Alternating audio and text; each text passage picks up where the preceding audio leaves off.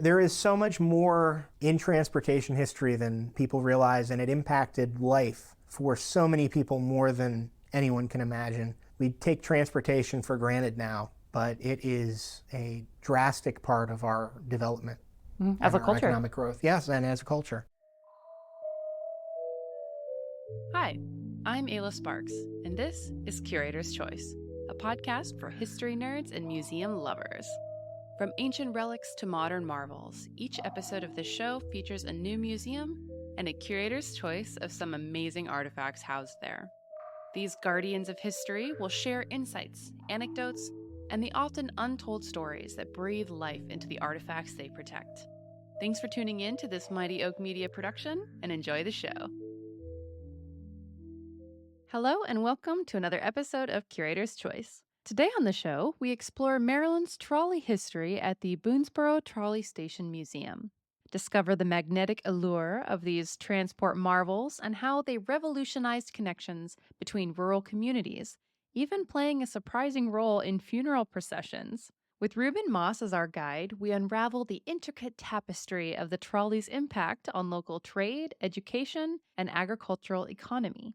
This episode dives into the history of Boonesboro, a town once known for its exceptional melons, cantaloupes, that is, and its claim to transportation fame as one of the largest rural inner urban trolley systems in the country. We explore what it was like to ride one of these historic trolleys and witness the entrepreneurial spirit of the Frederick Company as it extended its reach beyond trolley transportation, illuminating rural Maryland with power plants and creating buzzing electric parks, which were oases of leisure that became the heartbeats of their communities.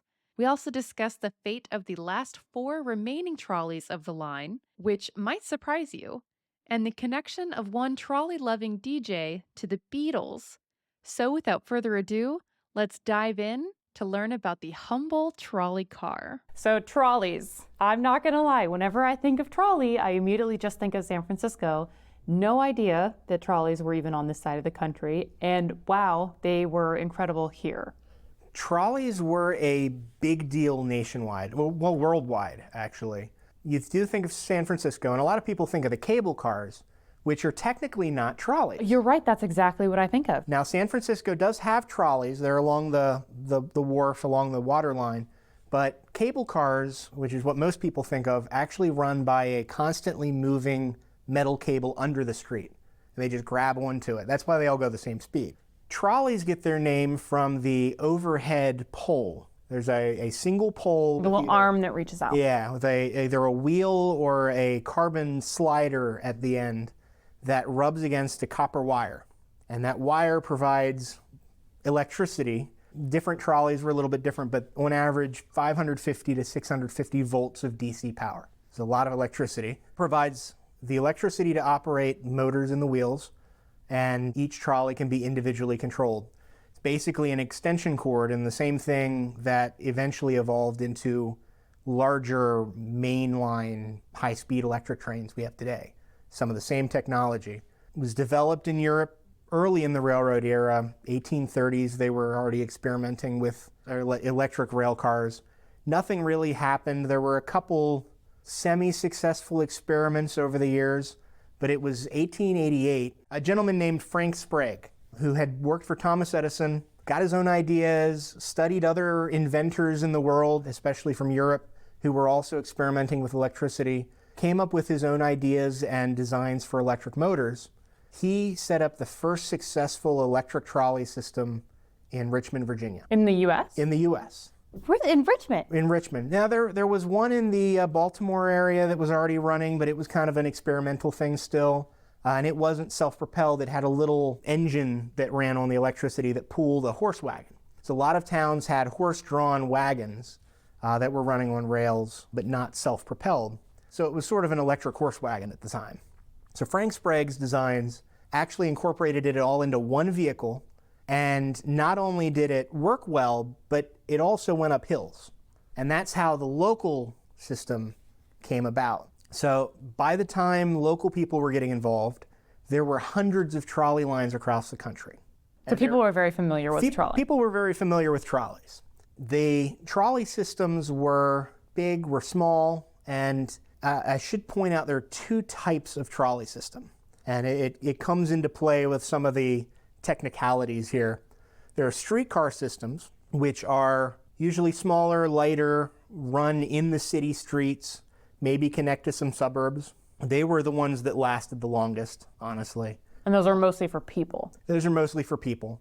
Sometimes they'd have freight. Occasionally in cities, they'd even have funeral cars that were just for carrying funeral parties with the casket and everything. Very, very interesting. That is crazy. Were they like all black? They came in different colors. I don't think I've seen a color photo, but some of them would have like the door on the side to slide the casket in, sometimes be glass, like a wagon hearse would be glass, or the back of a modern hearse. So you could see the casket go by, and then the rest of the trolley was seating for the funeral party, and they'd just go straight to the cemetery. The local system didn't have that, but they did pass a couple cemeteries, so it's possible they did have rate for bodies. Oh my gosh, this is crazy. Yeah. Then there's also interurban lines. And interurban lines were trolley systems designed to connect towns to other towns. And that's what we had here in central Maryland, was an interurban system that also ran streetcars. And so that's the definitive point with it. This was a major interurban line for its type. It was a rural interurban, one of the largest rural interurban systems in the country, and the last in the mid-Atlantic to operate a schedule. Other interurban lines a lot of people think of, if they're familiar with trolleys, would be things like the lines around Chicago or New York, where it's big, high-speed electric trolleys that are later replaced by elevated trains or high-speed trains, or just retired altogether. But those had hundreds of millions of passengers and were constantly running multiple units that were connected together. This was a single trolley running through farmland from town to town, which was a lot of those, they popped up everywhere that there wasn't already railroad service, and a lot of them only lasted a few years. And they were short, right? They didn't go very far. Some of them went from one town to another, or connected 2 or 3 towns. Here in central Maryland, at its peak, over 24 communities were connected by this trolley line. Well, and what's really interesting, you were telling me in the museum itself, the way that little Boonesboro got their trolley line started is pretty cool story. So there were 2 different companies here. There was the Frederick and Middletown Railway Company, and there was the Hagerstown Railway. And how, for people who aren't familiar with Maryland, how far away are these 2 towns? They're like maybe 25 miles. Roughly 20 to 30 miles. Yeah. Today you can drive the difference in about half hour to 40 minutes. It's not too far away. But at the time, it was really hard to get from town to town. The National Road was really the only way to get to a lot of these communities, and it had fallen into disrepair. So for the people of Middletown, whose livelihood depended on the National Road, they were a farm community. They had been a stagecoach location, so they had depended on people coming to town, stopping, trading stagecoaches, getting a bite to eat, staying the night in between their stagecoaches on their trip. The decline of the road because of railroads and, to a lesser point, canals, meant that the town's economy was starting to struggle, and the farmers were seeing people in other communities along railroads get their goods transported to the bigger cities and making more money, while the people in Middletown were looking at several hours just to go the 6 miles from their town to the city of Frederick, just because the road was in bad shape and they had to go over a mountain. So people got together, started a company, tried to get investors and couldn't get anybody involved from outside of town. And so the company spent 3 years just selling stock to local businessmen, farmers, local families, and eventually had enough money to get some secondhand supplies and borrow some equipment and start building in 1896. So they started in 1893 with their fundraising and began construction in 1896, and finally got something running in the late August in that year to the top of the mountain. And where were they trying to get to? To Middletown. Well, so from where, though? From Frederick, from the So city. they were trying to take it from Middletown to Frederick to sell all the goods. To sell their goods in Frederick or connect with the railroads that were already in Frederick. So there were a lot of options. Once you got to the city, you had a lot of options on where you could sell your goods, either locally or go to Baltimore, go to basically any other country or any other city in the country, you couldn't do that if you couldn't get over the mountain before the goods spoiled. So the construction began. Instead of starting in Middletown where the money came from, they started in Frederick, where the city wasn't all that interested but was willing to allow it to get built. And the construction finally opened the line to Braddock Heights, which was the top of the mountain. There was no town, nothing up there. It wasn't even called Braddock Heights at the time. It was just the top of Catoctin Mountain. And the opening day of service just to the top of the mountain for picnics was packed. People in Frederick wanted to get to the top of the mountain. A little while later, there was an extension to the county fairgrounds because the county fair took place the next month, and 16,000 tickets were sold, and they only owned 3 trolleys at the time. It's a little bit of a discrepancy. Yes. 16,000 tickets were sold to get people to the fair, and it was a 4-day event. And how many people can normally fit on a trolley? About 40 at a time for the trolleys they had. So they did not have nearly enough. They did not have, they were able to do it, but it was a lot of work, and those trolleys really were put to the test. It wasn't until October of that year that Middletown was finally reached, and they finally built a station outside of town at the top of a hill where women complained that they couldn't go into the city in high heels because they had to climb this really steep hill to get to the station. So they eventually built a new station closer to town, and people were happy. But because anyone who would have been coming from Frederick out here, they would be coming out here for more of like a good time enjoyment, pleasure area. Out to the country. Rather than the goods from Middletown going to Frederick. So you're kind of having to comply or meet the conveniences of two different kinds of people. Yes, exactly. And anybody going from Middletown to Frederick, they were going into the big city. They wanted to be dressed up. They were going for shopping. They didn't want to have a whole lot of strain to carry things back from their shopping trip. But the main reason for the line from Middletown to Frederick was freight. So one of the 3 trolleys they purchased was able to pull little wagons over the mountain, and the company claimed to be the first trolley company in the country to pull freight over a mountain with electric power. Eventually, you'd have big railroads pulling big freight trains with massive electric locomotives out west for a brief time, but this was a significant advance. But it's something that they claimed. We've never been able to prove for sure that they were not the first to pull freight, but they were possibly the first to pull freight over a mountain with electric power. But at the same time all that was happening, in Hagerstown, 2 investors from Harrisburg, Pennsylvania, saw Hagerstown as a way to make money. They had a lot of friends with a lot of money. They got a lot of money together, and they built this state-of-the-art streetcar line. It was an interurban, but they considered it streetcar between Hagerstown and the nearby community of Williamsport along the Potomac River, which had a lot of industry growing. And when was this? This was at the same time, 1896. So they started their fundraising after the Middletown line began construction. They started service between Hagerstown and Williamsport 2 weeks before Frederick began. So they started after, they had enough money to finish first. They were successful. They had a lot of investment. They started expanding immediately. By 1902, they had reached Boonesboro here. And the idea was actually to reach the battlefield at Antietam, at Sharpsburg, because battlefields were beginning to become a tourist destination at the time. It already was. Some of the steam railroads in the area already had promoted tourism. I believe it was the Norfolk and Western Railroad had built a station not far from Sharpsburg where the battlefield is, and they had actually built a sidewalk from their station into the battlefield where the town didn't really have a sidewalk except for in town, just because they had so many tourists coming. So they thought that it was going to be extended all the way out there. We don't really know why they stopped here in Boonesboro and never continued. They had started surveying and grading and then just stopped.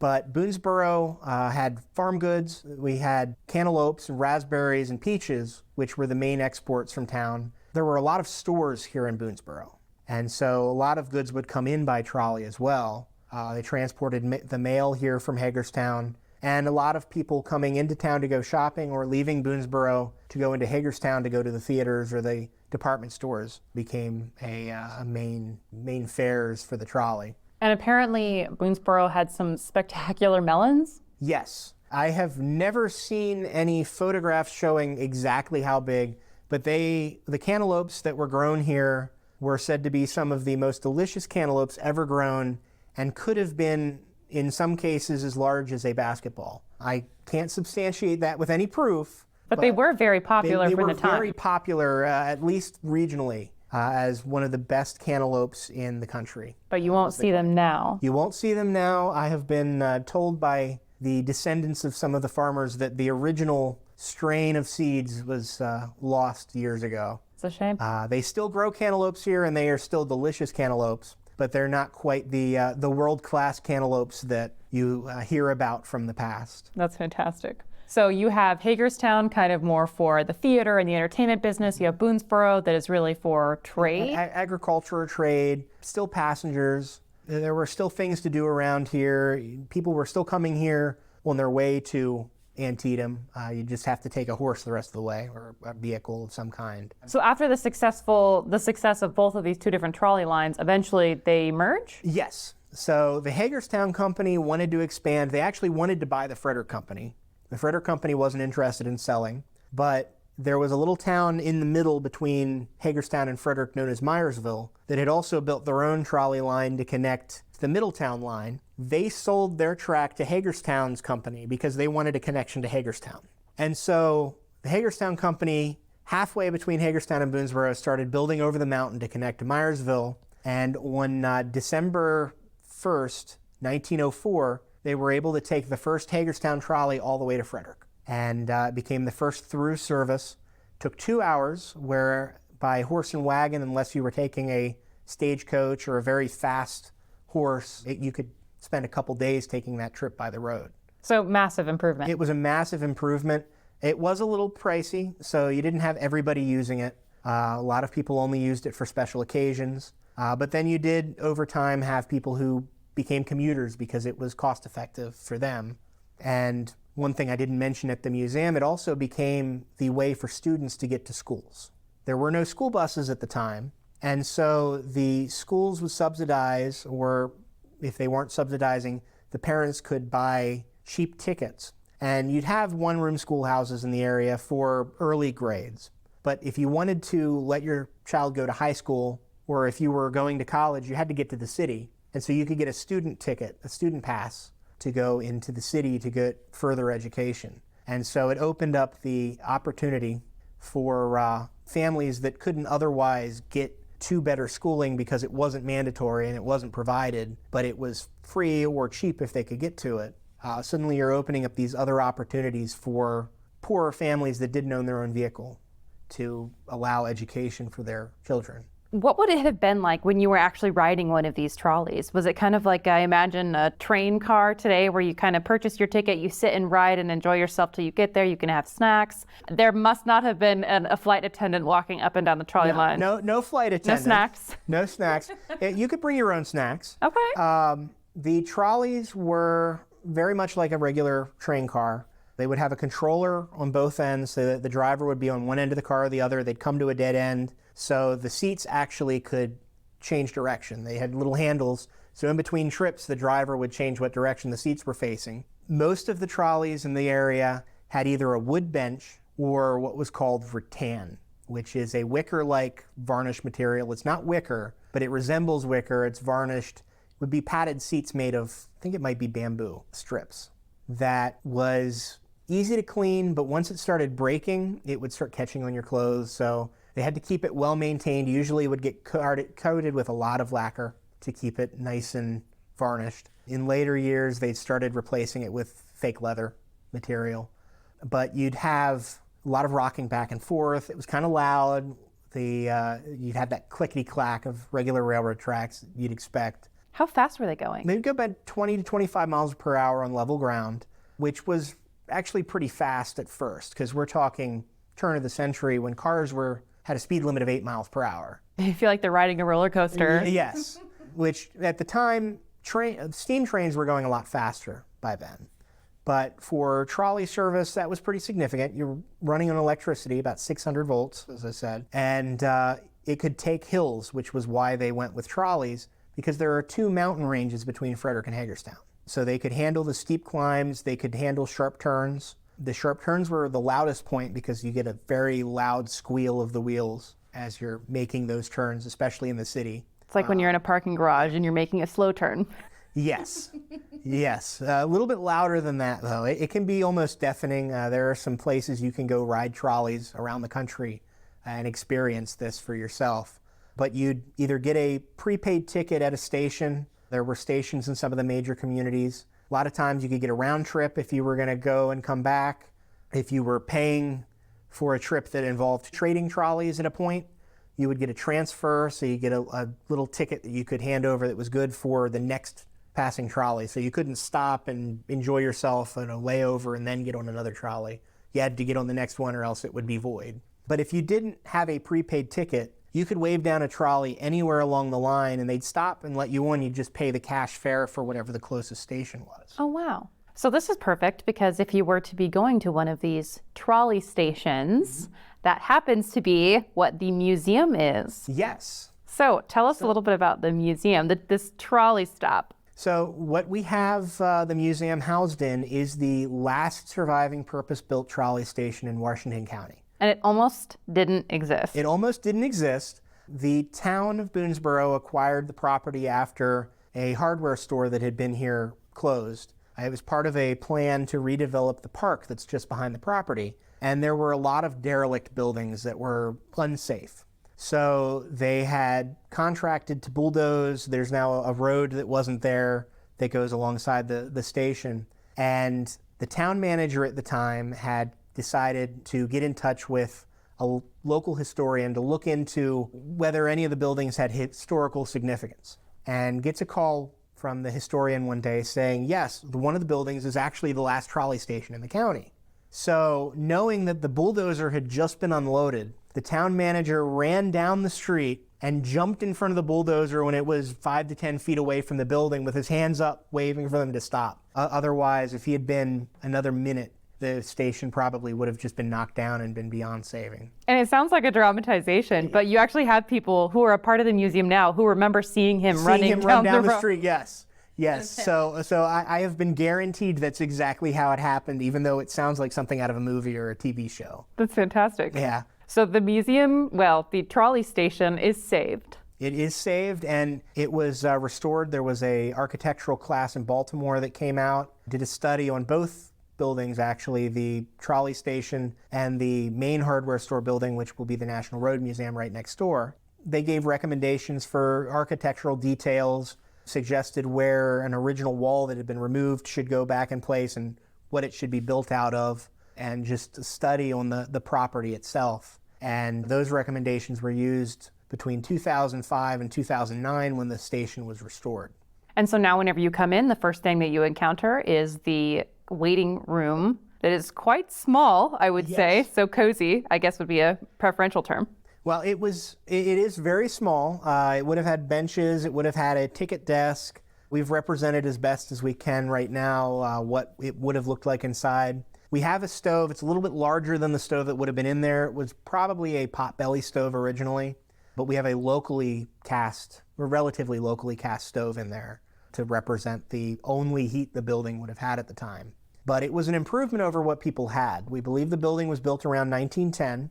That was in response to a lot of complaints from people who even went in the newspaper locally that passengers stated that they were suffering from having the floor as a platform, or the ground as a platform, and the sky as a roof. So if you were waiting for the trolley, you had to hide in one of the local businesses if it was raining. The office was in an old factory that was nearby, but not where the actual stop was. So you could get a ticket here, but you didn't have anywhere to wait for the trolley. Well, it makes sense for the town itself to have more of a station, because then you can also kind of increase the amount of work the amount of commerce happening there. Yes. So the station has the little waiting room in the corner, and the rest of the building was used to store freight in between, transporting between vehicles, wagons, or trucks, and the trolleys. The trolleys actually came to the front of the building, while vehicles could pull up to the side and unload goods or load goods between the building. And underground in front, you still have some of the original rail line. Yes, the freight siding, part of the freight siding is still in place under the front grass. Eventually, we hope to expose it so people can actually see that original rail, but we will have a representation of the passenger platform track that was removed when it was retired. sometime soon, hopefully within the next year. So within the timeline of having these two companies begin and then kind of merge and then merge into one gigantically long trolley line, Yes. when does the station come into play? This station comes in right before the merger. So this would have still been a product of the Hagerstown Railway Company, which was still quite a large company, but it was accruing debts at that point. So they were trying to expand, trying to improve. At the same time this building was built, though, the Frederick Company, the Frederick of Middletown, under the management of a man named Emery Koblenz, who was a Middletown area a banker and businessman involved in a lot of other ventures. He had become president of the company in 1905. He took the company and started investing in a lot of infrastructure. So they built a new Frederick Terminal Station, new offices, new trolley maintenance building, replaced a lot of bridges, and bought a steam railroad that went from Frederick to Thurmont and converted that to electric, which over doubled the size of their system, and connected them with a Baltimore to Cumberland railroad line. So he was responsible for a lot of expansion, and the company actually got renamed to the Frederick Railroad. And he started buying power companies in the area, started selling power to communities and expanding the power holdings of the company. Since they were already running the trolleys off of electrical power, it just made sense to start selling their excess electrical power to people and expanding that service and making more money that way. So were they actually generating power that they then used for the trolley, or the trolley used itself generated power? They generated power. So trolley companies would start coal power plants.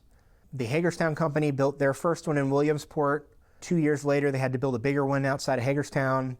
And the Frederick Company bought power from a existing gas and power company that was very small in Frederick before 2 years later building their own power plant near Middletown. And then they bought the one that had been providing power to them. So, but the trolleys didn't take that much power, so they had excess power. They had excess power. They had to generate AC power and transmit that, because AC power, which is what we're used to using today in our homes, that can be sent over long distances without really losing energy. But the trolleys ran on DC power, which after a while it starts to lose its energy, so they couldn't go more than about a mile before they had to get an influx of fresh power. So they would build a power substation every 2 miles and run the power poles along the trolley line, and every 2 miles at these substations, the AC electric, which was generated in large amounts, was converted to DC power to run the trolleys, and then they had all that extra AC and DC power they could work with. So they started wiring nearby houses, started running new power lines to nearby communities and farms. I like to point out that in the Midwest and some of the Western communities, there were areas where you didn't see electricity until the 1950s, because it didn't make sense for a power company to run all those wires for a small town. But where there was a trolley line, you always have the opportunity for electricity. And farmers here in our area before 1900 could have upgraded to electric motors if they wanted to for water pumps and electric lighting. Where there's a trolley, there's a way. Where there's a trolley, there's a way. So then the trolley companies started selling electric things for houses? Yes, they started appliance stores. They started delivering catalogs from partner companies like Westinghouse. You could order appliances from the trolley company. They'd have their name stamped on the back of recipe books that would be given out, so you'd know you could get your kitchen appliances from them. And you could even get it delivered by trolley if you lived along the trolley line. So these trolleys were kind of like meccas for business almost. They were. And I mean, so Braddock Heights, the top of that mountain in between, Yes. Didn't that become some huge resort situation so that the trolleys could take more passengers to and from? Yes. So a lot of railroad companies at the time were starting amusement parks. The Baltimore and Ohio Railroad had an amusement park at Harper's Ferry on an island. There was a park called Penmar on the Maryland-Pennsylvania border, just northeast of Hagerstown, that the Western Maryland Railroad owned. And there were other parks around the country. Trolley companies saw that as an opportunity as well.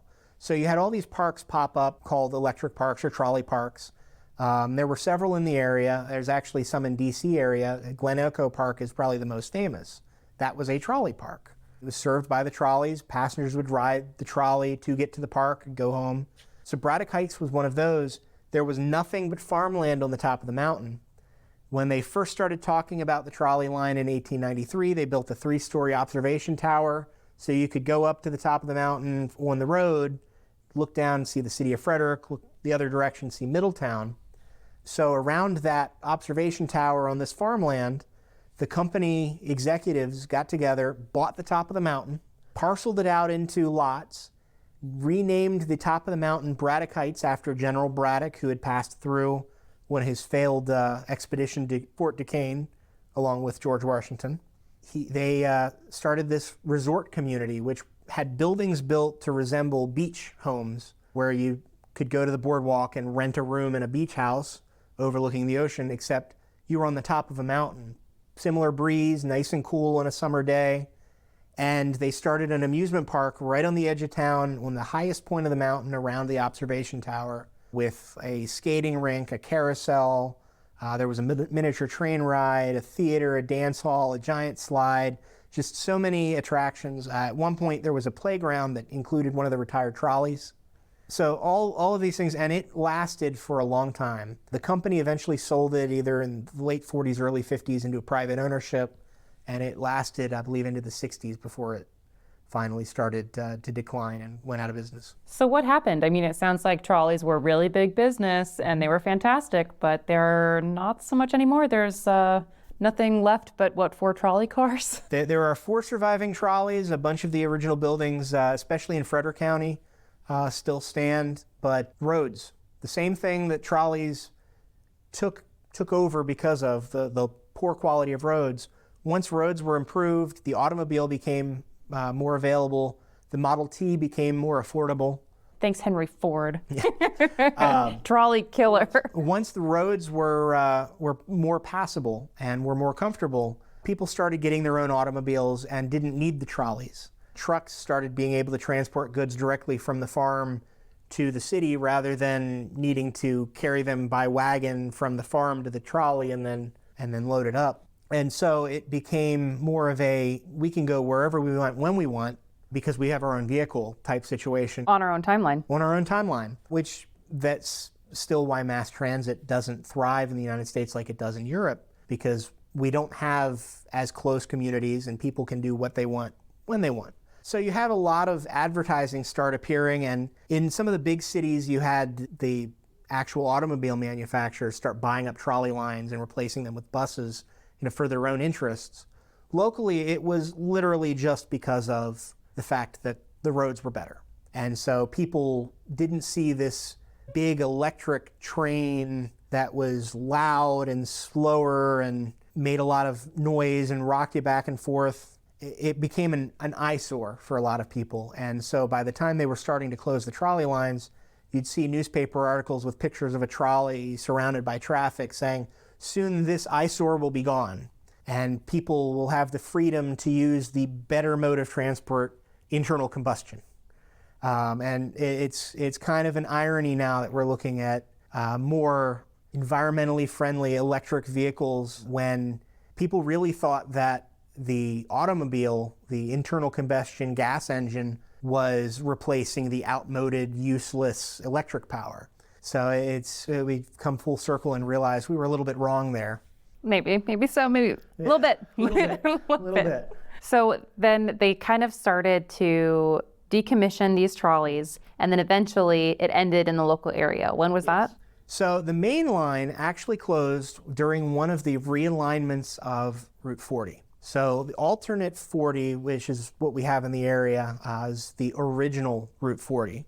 The state wanted to build a new Route 40 from Frederick to Hagerstown that was a little bit more of a straight shot because they could do more excavating, they could work a little bit better with more roads, make it a little bit wider without sharp turns.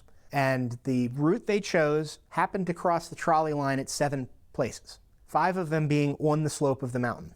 So the state actually came to the company and said, we will save you the trouble of going through the abandonment process. We'll allow you to abandon right now. We'll give you some money if you close the line between Myersville and Funkstown. And so the company said, sure, we'll do that.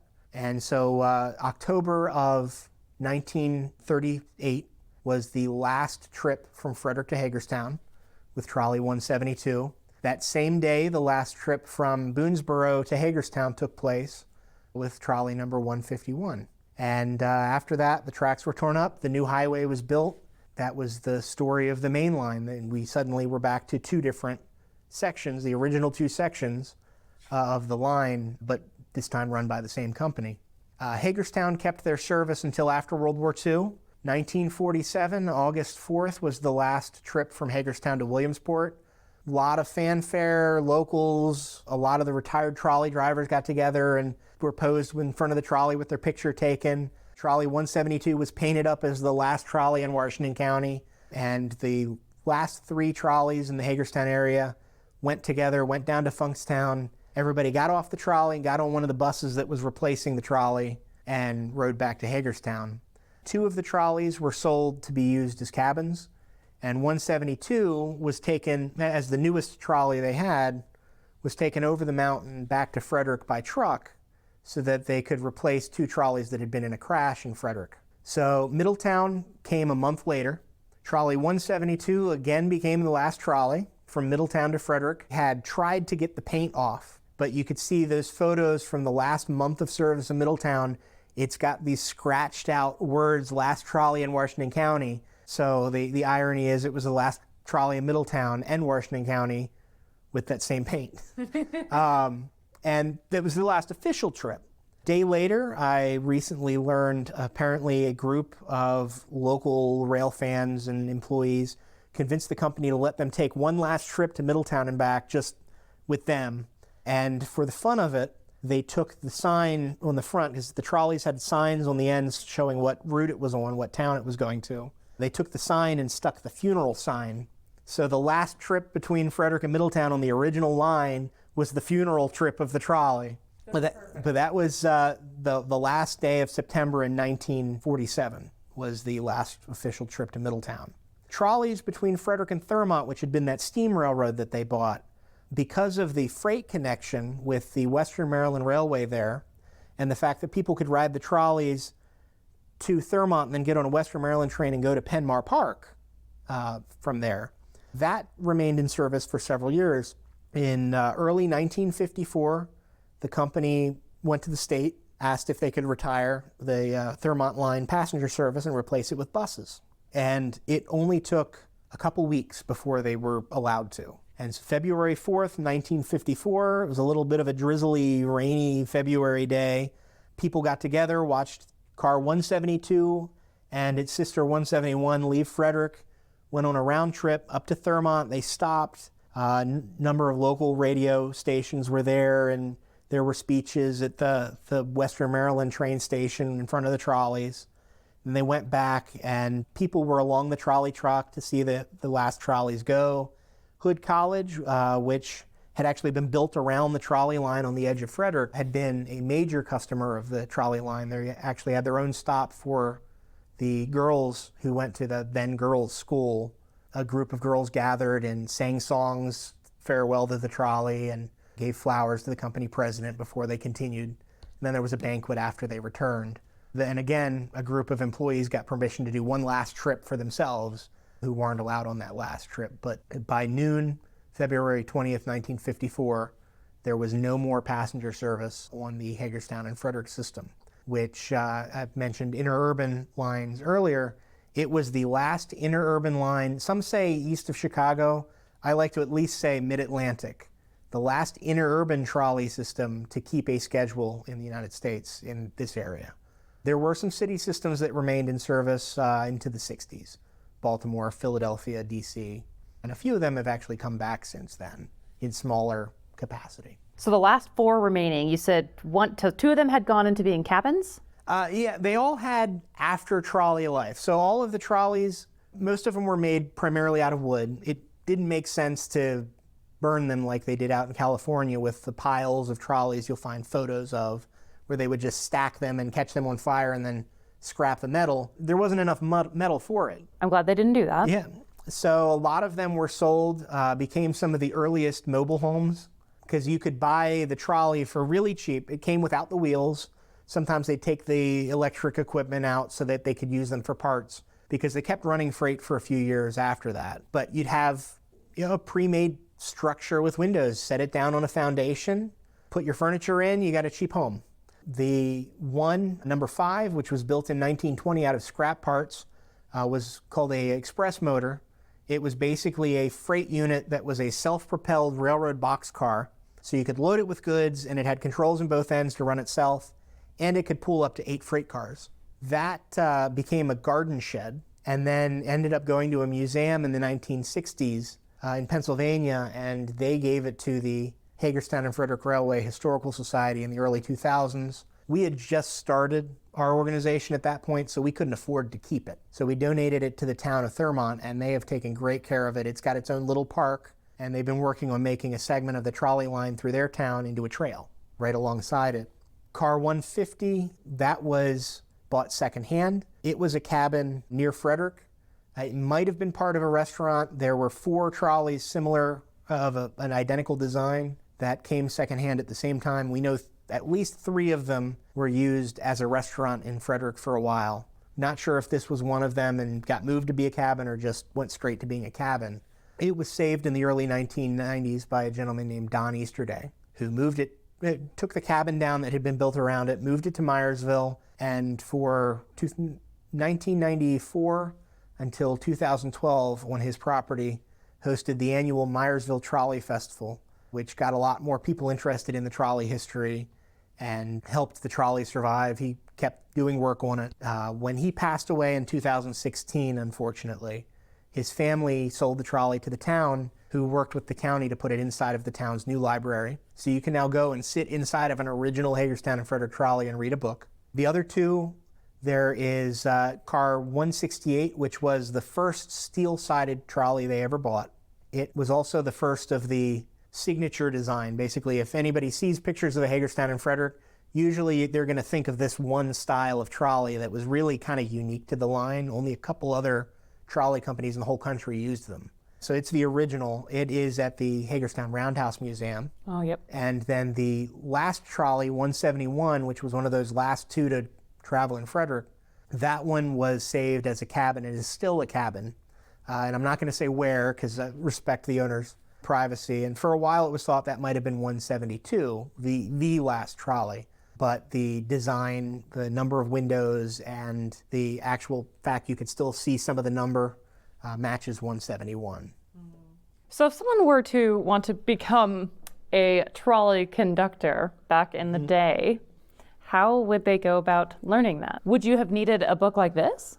No, the book that I have here actually belonged to a gentleman named Thomas Holler. He was one of the founders of the Frederick and Middletown Railway.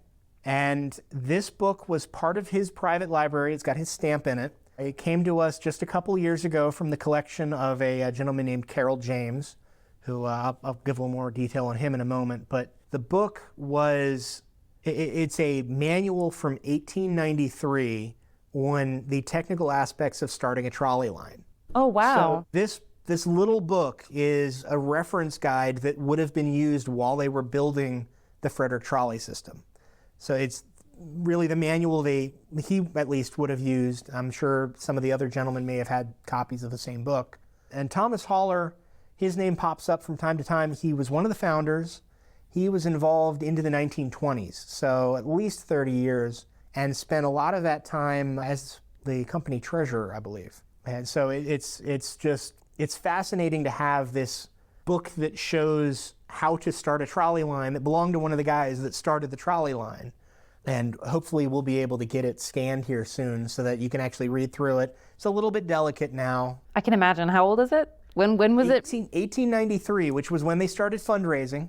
To put things into perspective, again, Frank Sprague's first successful passenger trolley service in Richmond, Virginia was 1888. So this is the first 5 years of practical trolleys. This book was written for the hundreds of startup trolley companies. And a lot of the trolley companies were already failing because you needed a lot of money, a lot of investment. So the fact that the little company here survived is significant. There was nearby Martinsburg, West Virginia, had a trolley system that started in the early 1890s. And by the time 1896 rolled around, they had already gone out of business. So 3 of their trolley cars actually became the first 3 to serve in Hagerstown secondhand.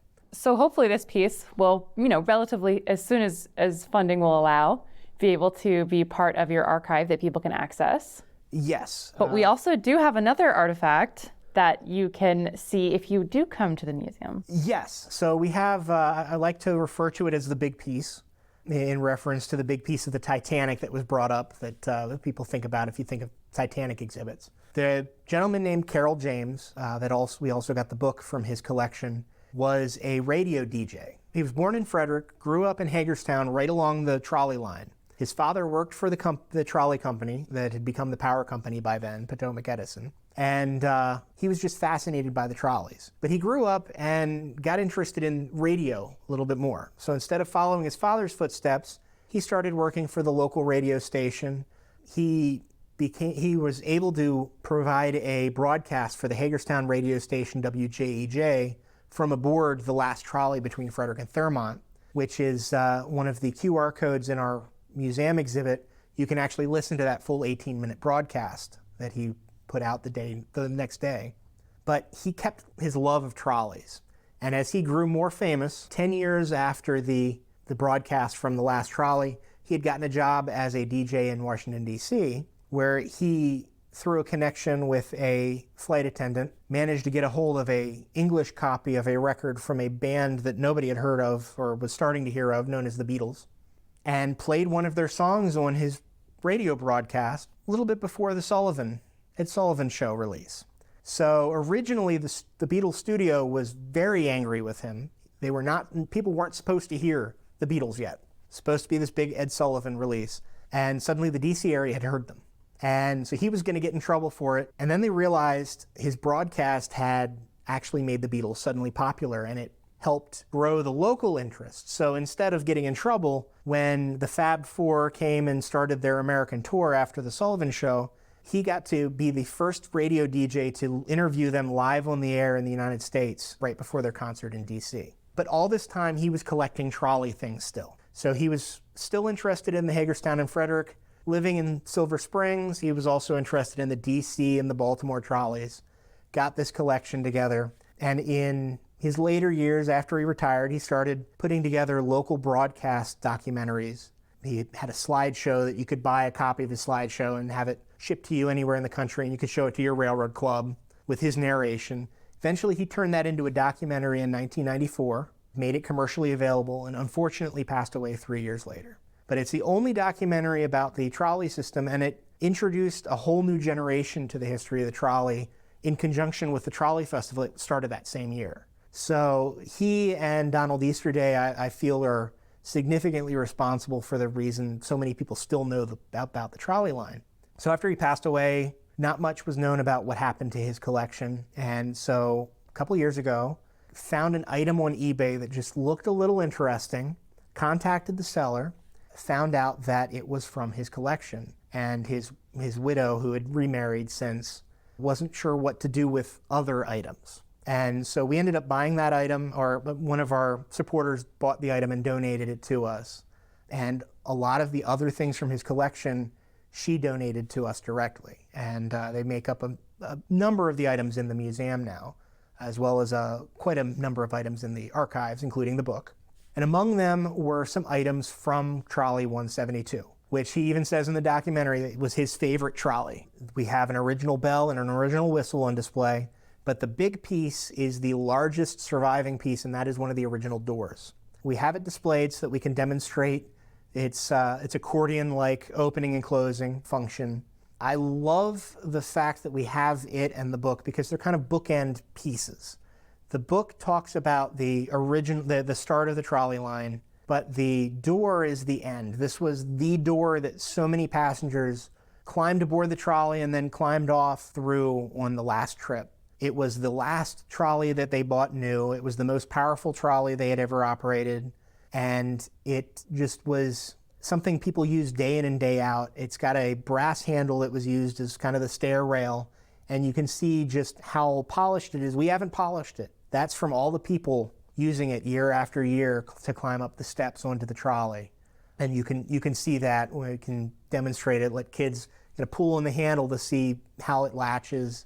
It's just a piece of the trolley that you see in so many photos and has such a significant part on several of the lines. Well, it's perfect because you have kind of the initial, the beginning, and then the end. Yeah. So yeah, the bookend. if you would like to see the rest of the story in the middle, then you should definitely come to the museum. Absolutely. There are quite a number of exhibits, a lot of photos, dioramas, maps. And while you're in there, you can actually hear. You can hear audio recordings of the trolleys as they were operating in the 1950s. There was a gentleman from Wisconsin that came and spent some time recording several of the trolleys. And so we have those records playing in the background. I'm actually going to be working on an edit of it where it's not the original clips because it has some horns that were added later after Boonesboro service.